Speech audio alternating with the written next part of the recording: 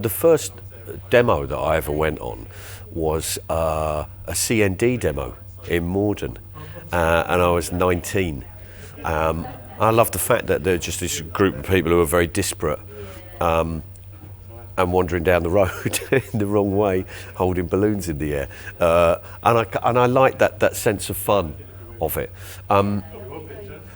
From there, I suppose the real stuff was I went to college up in Wakefield and was very quickly involved in the miners' strike. And that was about that. It's about activism. It's not just about protests, it's about activism and campaigns. So it's about raising money and creating support and actually showing support for the people involved in it. Whether it was, organising benefits or whether it was doing gigs in soup kitchens or what have you.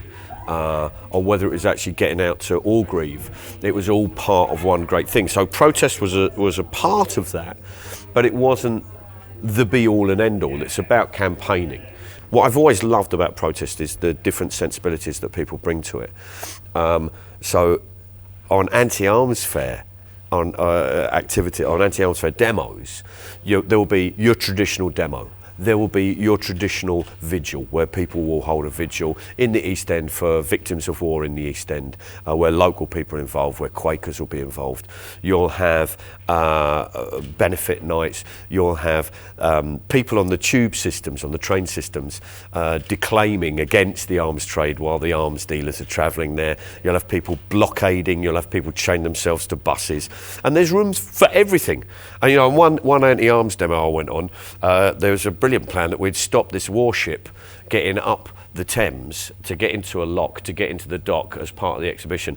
And the way we'd do it is, because it's tidal, we would launch some canoes against this warship, and we'd get in the way for long enough for the warship to be forced back.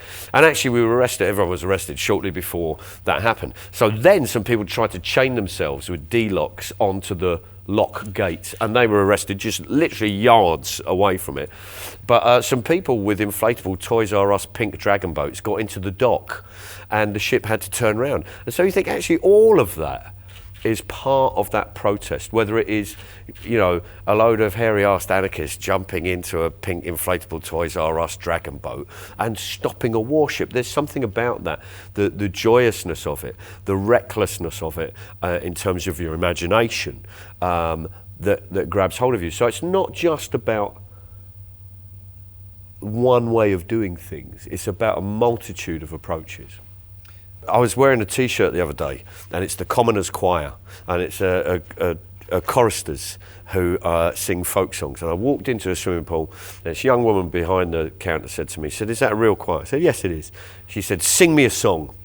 And I sang, 100 years, 1,000 years, we've been marching down the road. The going isn't easy, yet it is a heavy load. It is a heavy load. It's the Chartist anthem. And she was great. She just went, "All right, you can get him for free." So what was interesting, of course, is that's our roots and culture.